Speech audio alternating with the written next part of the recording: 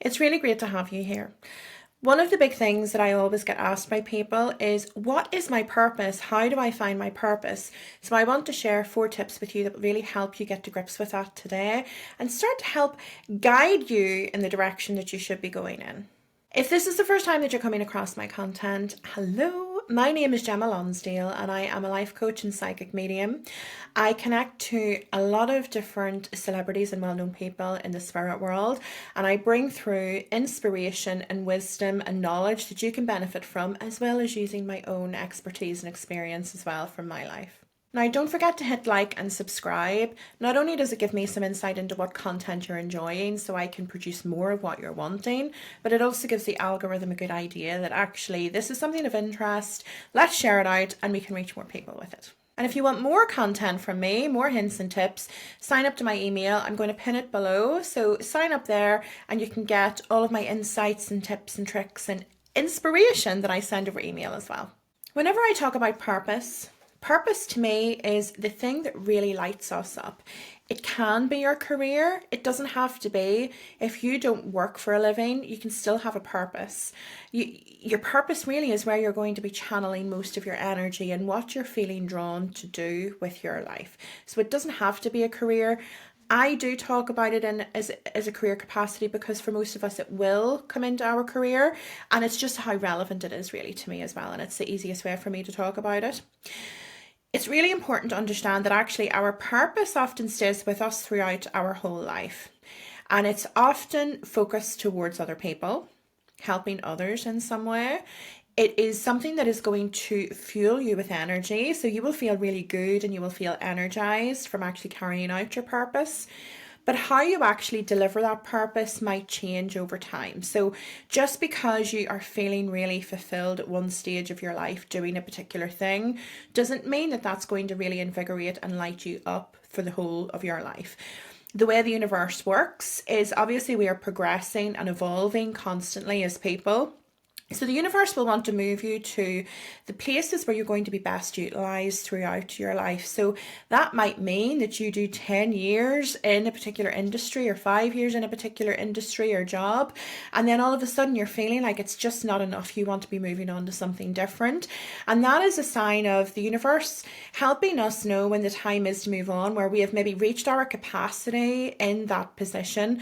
It's time for something new, time for us to learn something new, time for us to step up and maybe help people in an even larger capacity and sort of pass the baton, so to speak, on to maybe somebody that is less experienced, that is earlier on in their journey of evolution and of learning. I'm getting all of these little dust particles. I don't even know, it feels like it's something spiritual, but anyway. So that is how your sort of journey evolves. So it makes sense that we will want to move on at some stage in our career. It will make sense that as life happens, we will find that, oh, I feel like I've reached a capacity here. The challenge for us is really understanding what it is that we're feeling drawn to at that particular time, because it can be very easy to get immersed into the material world of things and come away from what our heart actually wants us to do.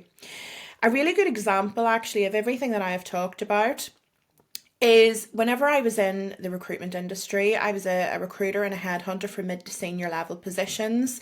I was in this space for 10 years. I actually run my own boutique agency as well for a couple of years. And really what happened there was I was helping people navigate their career changes. I was helping them move from an unfulfilling part in their path to something that was more fulfilling and lighting them up. I was coaching them around their career. I was doing leadership coaching. So it's been a really exciting time in my career path. Within the recruitment industry, however, it is very target driven. It's very sales driven. So I started to become more immersed in the need to make money, the need to hit target, the need to get my bonus. The more I actually attached myself to that, the unhappier I was. I wasn't the same level of fulfilled because my focus wasn't necessarily on being of service and helping people. And yes, whilst I was doing that, I always was thinking, but my target, my bonus, my money, my progression, and everything about the material world. So the more I got immersed in that, the less satisfied I was actually becoming with my career. One of the things that it's really important to remember as well is that I did a really long time in that. And even if I was to go back to recruitment, I wouldn't feel fulfilled because I have outgrown that world. You know, my career and everything has changed. I have changed as a person. So it really made sense for me to transition into more of the life coaching capacity now that I have my spiritual gifts and everything as well. And it was such a natural pull for me. So how I'm actually delivering my purpose has changed, but my purpose still remains the same. It's just how I'm delivering it has changed. So be open to the fact that actually things won't always be fulfilling forever. Sometimes we will have to make that move and make that transition. And it's just understanding actually what is the best way for me to navigate this? Where do I need to go? What happens to us is sometimes we reach the stage of just feeling like there must be something more to life than this. Thinking that, oh, I'm not fulfilled. What is going to make me happy? What is going to give me those warm, fuzzy feelings? And that's the thing that I want to help you get to the root of today. So if you're feeling stuck, if you're feeling like you need that direction, that's absolutely fine. You know, there are so many people in the same position. I have been in the same position. I'm repeatedly in the same position sometimes because it takes time for us to refine and peel back the layers and pick apart those things of what is really going to make us tick and what is going to get us excited. You're not on your own. I am here to help and guide you, and I hope that this content really helps you do that. I'm not one for normally encouraging negativity, but actually, whenever we're in this situation, it's more likely that we're noticing the things that we're unhappy with. We're noticing the things that aren't making us, get excited to get up out of bed in the morning. So your permission, your hall pass for just this moment, just this exercise, is to let your mind wander to the things that you're not happy about. What is it that's really not ticking your boxes at the minute? What is dragging you down? What is really making you feel like your zest for life has disappeared? You may even have that sense of dread in your life at the moment. So let's pick that apart, and I want to use an example of a commute, okay? So let's have the example that you are sick of your commute. You hate it. You hate sitting in the car. You hate the traffic. You hate the back and forth. You hate the city parking, whatever it might be. So that's a really good example for us to consider, okay? So if you hate your commute, what is it about the commute that you hate? It's really important to be adding those additional questions in. I always say it's about asking why. We keep asking why until we don't have anything left, okay? So what is it about your commute? Is it that you don't like? Why are you hating that? Is it that it's maybe taking you away from family, from friends, from the gym, from that extra half hour in bed? Whatever it might be, just have a go at drilling down into the whys of why you're not enjoying this. And then we want to flip it. So if you're not enjoying the commute, okay, maybe you don't want to commute. Maybe what I want in life is actually I don't want to commute, or I want a short commute. Maybe it's that actually you want to spend more time with family, or you want to have that half hour in bed, or you want to have that, time in the gym. Think of all of this free time that you would have. How would you fill it? What is it that you're going to put in there to actually to make you feel a little bit fulfilled? So we're focusing on the things that we don't want, and then we're going to flip it because those are going to tell us actually what we do want and what we do value. And it's a really good idea to get you started to actually understanding the things that you do want to have in life, because we don't always find that information super clear. So focus on what you don't want and flip it. Now it's time to focus on what really excites you. Think about the times in life whenever you have felt really excited, whenever you have felt happy, whenever you have smiled, whenever you have laughed. All of those situations are going to help give you insight into what you need more of. Now, depending on where you're at in life, those times can be a bit challenging to actually uncover. If we feel like we have just got into the depths of negativity and hardship, it can be really challenging to think about what the good times are, but there's always good times to be remembered. So focus on those little glimmers, those little opportunities in life that really do help to pour into you and help you feel energized, because that is really where you need to be spending more of your time, not just in your career, but in life in general. Anything that we should be focusing on should be filling us up in some way. So try and think of all of those times. Think back.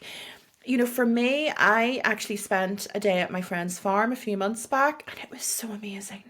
I left after being with the sheep and the cows and the goats and the chickens and the horses, and I felt so happy. We had spent all day out. We were climbing over gates. We were walking through fields. It was just such an amazing day out. And it really made me, sort of reaffirmed me my desire for a farm and my desire for some land so I can keep my horses and have my chickens, maybe a cow and a sheep. And anyway, it's really important to let those opportunities shine through, because they are going to help you get closer to what you should be doing with your life and your career.